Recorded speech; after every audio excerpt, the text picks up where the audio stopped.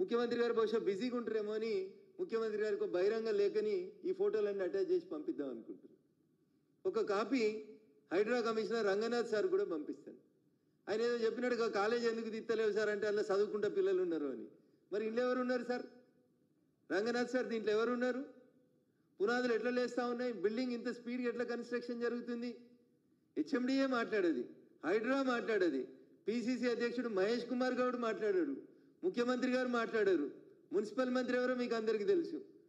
ఎవరి ప్రమేయంతో నడుస్తూ ఉన్నాయి? నెంబర్ 2 మంత్రియా, నెంబర్ 3 మంత్రియా? ఎందుకు జరుగుతూ ఉన్నాయి ఇంత భయంకరంగా? అన్ని దిక్కుల నీళ్ళే వచ్చినాయి. రేపు దీంట్లోకి ఎట్లా పోవాలి? పడవలు వేసుకొని పోతారా? బిల్డర్ మంచిగా ఉంటాడు, మీరు మంచిగా ఉంటారు, మీ పర్మిషన్ ఇచ్చిన హెచ్ఎండిఏలు మంచిగా ఉంటారు, నల్లద్దాలతో చూస్తున్న హైడ్రా మంచిగా ఉంటుంది. కొనుక్కున్న వాళ్ళకి 5 ఫ్లోర్ల దాకా నీళ్ళు వస్తాయి. మీరు ఒకసారి ఫిజికల్గా విజిట్ చేయండి అన్న, మీకు ఇది గూగుల్ ద్వారా ఏమైనా ఇబ్బంది అనిపిస్తే. కొన్ని వీడియోలు కూడా తీసుకొచ్చినాం దీనికి సంబంధించి, ఈ నీటి ప్రవాహం ఎట్లుందని. 10 రోజులు తిరిగేసరికి ఒక ఫ్లోర్ వేసేస్తుండను ఆయన. వర్షాలు వస్తే మళ్ళీ అందరూ చూస్తారని చెప్పి 10 రోజులు తిరిగేసరికల్లా కొత్త స్లాబ్ వచ్చేస్తూ ఉంది. సో అందుకని దయచేసి నేను రాష్ట్ర ప్రభుత్వానికి, రాష్ట్ర ముఖ్యమంత్రి గారికి బహిరంగంగా ఒక లేఖ పంపిస్తా ఉన్నా. మీ మూసీ కళ, మీ మూసిని శుద్ధి చేయాలనేటువంటి కళ పేదోడి ఇళ్లను కూల్చేందుకేనా?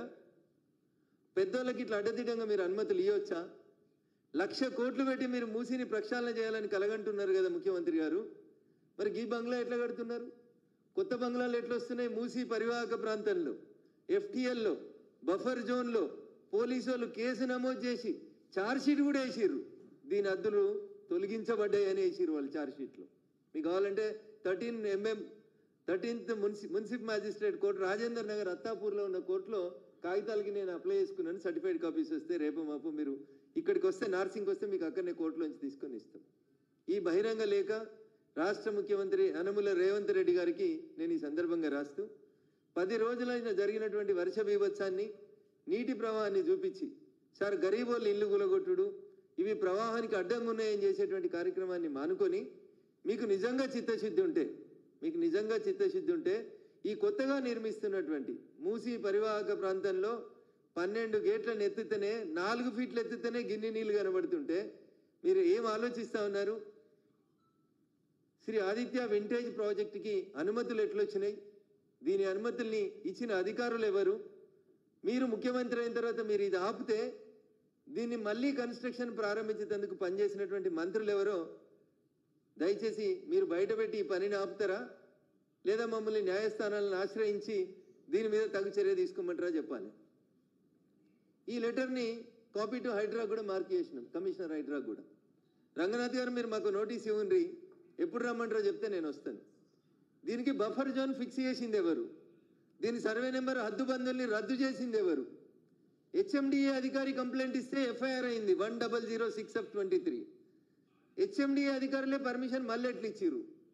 హెచ్ఎండిఏ వాళ్ళే పోలీస్ కేసు పెడతారు. ఈ ప్రాజెక్టుకి, ఈ కంపెనీకి ఎవరైతే ఓనర్ ఉంటో ఆయన మీదనే ఎఫ్ఐఆర్ రిజిస్టర్ అవుతుంది, ఆయన మీదనే పోలీసులు ఛార్జ్షీట్ ఫైల్ చేస్తారు. ఇంత జరిగిన తర్వాత మళ్ళీ మీరు ఈ అనుమతుల్ని కొనసాగిస్తున్నారంటే దీని వెనకాల ఉన్న మీ మంత్రులు ఎవరు, మీ ఎమ్మెల్యేలు ఎవరు, లేదా మీ ముఖ్యమంత్రి పేషీ నుంచి ఏమైనా ఆదేశాలు పోయినాయా, లేదా పిసిసి అధ్యక్షుని ఆదేశాల మేరకు కన్స్ట్రక్షన్ జరుగుతుందా? దీని మీద పూర్తి స్థాయిలో విచారణ జరిపించాలని ఈ రాష్ట్ర ముఖ్యమంత్రి రేవంత్ రెడ్డి గారికి చాలా స్పష్టంగా నేను ఈ సందర్భంగా ఒక బహిరంగ లేఖను రాస్తా ఉన్నాను. దీనికి సంబంధించినటువంటి అనుమతులని వెంటనే రద్దు చేయాలి. దీనికి సంబంధించి హైడ్రా వాళ్ళు కూడా డీసీ గారికి ఒక నోటీస్ ఇచ్చిండ్రు, ఒక ఇన్ఫర్మేషన్ కూడా ఇచ్చారు. దీనికి సంబంధించి ఎవరు సపోర్ట్ చేస్తలేరు దీనికి. నేను సూటిగా అడుగుతున్న రాష్ట్ర ప్రభుత్వాన్ని, పిసిసి అధ్యక్షుడు ఇన్వాల్వ్ అయిందా, రేవంత్ రెడ్డి గారు ఇన్వాల్వ్ అయినరా, ఉప ముఖ్యమంత్రి గారు ఇన్వాల్వ్ అయినరా, ఇంకెవరైనా మంత్రులు ఇన్వాల్వ్ అయినరా? నేను సూటిగా అడుగుతున్నా, 1, 2, 3 మీ మంత్రులలో ఇంకెవరన్నా ఇన్వాల్వ్ అయినరా? అసలు ఎవరు ఇన్వాల్వ్ కాకపోతే ఒక పక్క 20 ఏళ్ల కింద కట్టిన ఇళ్లని కూలగొడుతున్న హైడ్రా, ఇళ్లను కూలగొడుతున్న ఈ రాష్ట్ర ప్రభుత్వం ఇంత మంచిగా నీళ్ల మధ్యలో కనబడుతుంటే దీన్ని కూలగొట్టడానికి మీకు ఇబ్బందులేంది? దీని అనుమతులను ఎందుకు రద్దు చేయరు? దీని బౌండరీస్ ఫిక్స్ చేసినటువంటి ఏడీ సర్వే, దీని బౌండరీస్ ఫిక్స్ చేసిన తహసీల్దార్ని మీరు ఎందుకు ప్రాసిక్యూట్ చేయరు? ఆ ఛార్జ్షీట్లో పోలీసు వాళ్ళు కేవలం కంపెనీ యజమాని, కంపెనీ సిబ్బంది మీద మాత్రమే కేసు చేశారు. ఏ స్టిచ్ ఇన్ టైమ్ సేవ్స్ 9 అని చెప్తారు. ఒక కుట్టేయాల్సిన చోట మీరు మళ్ళీ దీన్ని కొట్టేయాల్సిన పరిస్థితి వస్తుంది. అందుకనే ఇప్పుడే కుట్టేస్తారా కొట్టేస్తారా, హెచ్ఎండిఏ కమిషనర్ ఇచ్చిన అనుమతుల మీద మీరు ఒకసారి యాక్షన్ తీసుకుంటారా, ఏం చేస్తారనేది నేను రాష్ట్ర ప్రభుత్వాన్ని సూటిగా అడుగుతున్నా.